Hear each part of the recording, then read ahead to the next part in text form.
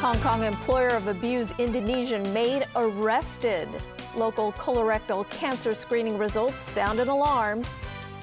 And word that Thai authorities could declare a state of emergency.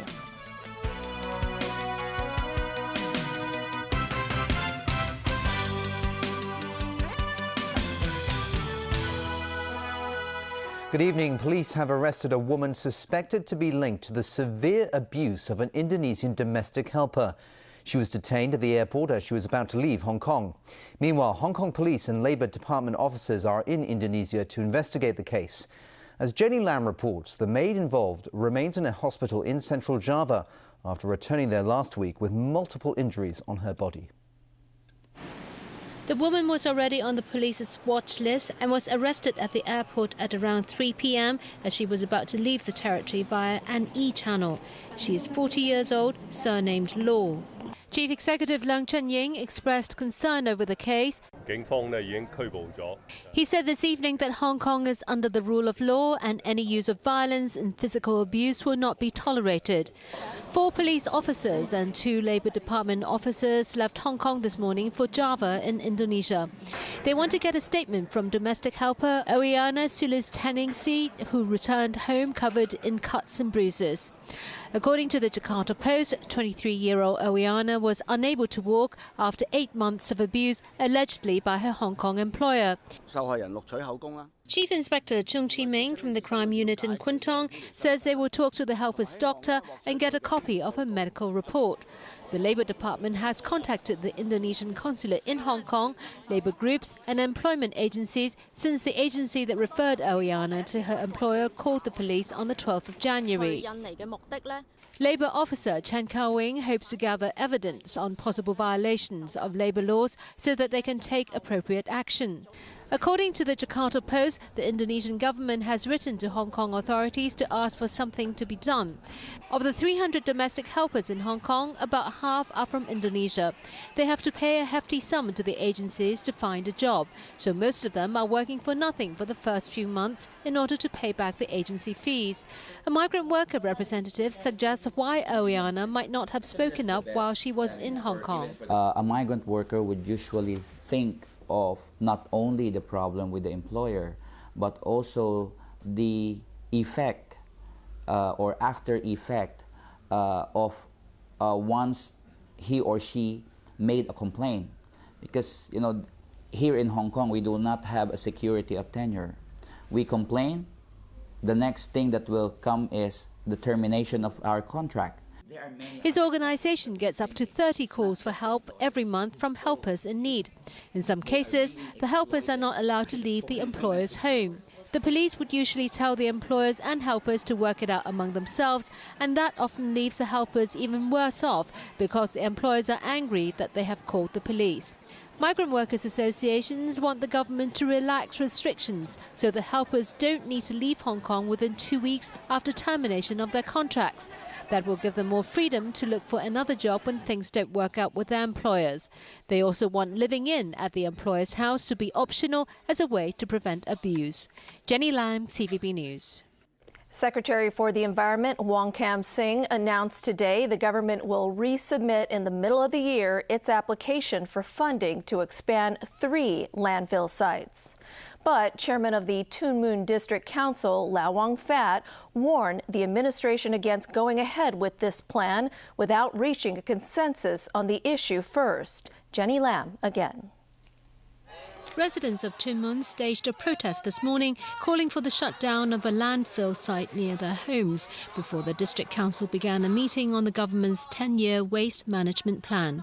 They are unhappy with the government's plan to handle 80% of the territory's solid waste at the Tuen Mun site without coming up with a long-term plan for garbage recycling. The stench is terrible and it affects our health, one protester complained. Secretary for the Environment Wong Kam Sing said during the meeting that the aim is to reduce the average waste output per person by 40% in 10 years. But before then, landfills are still necessary. At the same time, the government will form liaison groups to enhance communication with people in new territories north, east and west to see what can be done to minimize the effects of the expanded landfills on local life. Wong Kam Sing hopes local people, including villagers and professionals, can give their opinions within the liaison groups. Wong promised to arrange for construction waste to be transported to the Chim Mun landfill by sea as soon as possible. This would reduce the number of trucks on Lung Kwu Town Road in the district by 100 every day. Chairman of the Chim Mun District Council, Lau Wang Fat, said the government should not go ahead with the landfill expansion plan before reaching a consensus with the local people. The Environment Secretary shouldn't jump the gun and ask LegCo for funding. This will only continue to ruin mutual relationship, he warned. Lau would not be drawn on whether he plans to form a new territories party to oppose the landfill expansion and policies related to rural land management. Jenny Lam, TVB News. Well, if you are aged between 50 and 70 and have been living in Hong Kong, chances are that 1 in 10 of you may have precancerous polyps in your intestines or even colon cancer without knowing it. Vicky Kung tells us more. Dubbed the silent killer, colorectal cancer has been the most prevalent kind of cancer in Hong Kong since 2011. About 2,000 people die of the disease each year. But why is it necessary for people with no apparent symptoms to screen for the cancer? Colorectal cancer itself is may probably present with no symptoms at all, even they occur in the bowel. So in the very initial phase, there have been no symptoms like rectal bleeding or change in bowel habit, loss of appetite or weight loss. So it's the reason why we need screening. Between 2008 and 2013, the Chinese university invited 10,000 people to take either a stool test or undergo an endoscope check for colorectal cancer. All volunteers were aged between 50 and 70 and showed no symptoms suggestive of the cancer. But test results showed 14% of the participants had colorectal cancer or precancerous polyps. Researchers say early screening and treatment can reduce the mortality rate by 33 to 68%. In his policy address last week, the chief executive outlined plans to subsidize colorectal cancer checks for high-risk groups. The Chinese university's Faculty of Medicine welcomes the idea. It suggested that the government should give priority to senior citizens aged between 60 and 70. It believes the authorities should jointly conduct the project with the private sector because there is a lack of manpower and medical resources in public hospitals. So I think family clinicians can be equipped to help triage so that they can have so that we can have better utilization of the specialist resources. Doctors say colorectal cancer tends to run in the family because close relatives tend to share the patient's bad diet or genetic makeup. The university recommends these family members to join its screening program for the cancer. The Chinese university's Faculty of Medicine is recruiting 5,000 more people for colorectal cancer screening this year. Applicants must be aged between 40 and 70. Interested parties can register online or by phone between now and February 19th. Vicky Kong, TVB News.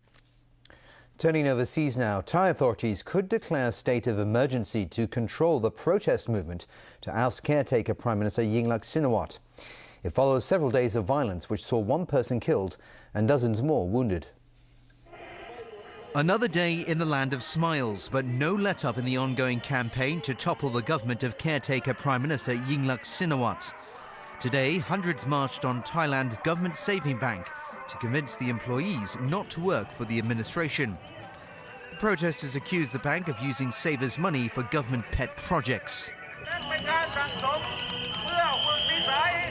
Carrying flags and blowing whistles, the demonstrators were greeted by waves from some of the bank's employees as they arrived outside the building. A senior bank official assured the protesters it would not give the government any savings for its rice purchase scheme. There are no reports of violence, which has been a feature these last few days in Bangkok. Last Friday, 1 man was killed in a grenade attack. Well, just yesterday, dozens were wounded when 2 explosive devices blew up at a protest camp near the city's famous Victory Monument. Thailand's security chief said today authorities are very seriously considering a state of emergency because of the recent violence. An emergency decree would give authorities broad powers to impose curfews, detain suspects without charge, censor media, ban political gatherings of more than 5 people, and make certain parts of the country off limits. The demonstrators, who control some parts of Bangkok, are vying to overthrow Yingluck's government and derail the February 2nd elections she called to quell the crisis.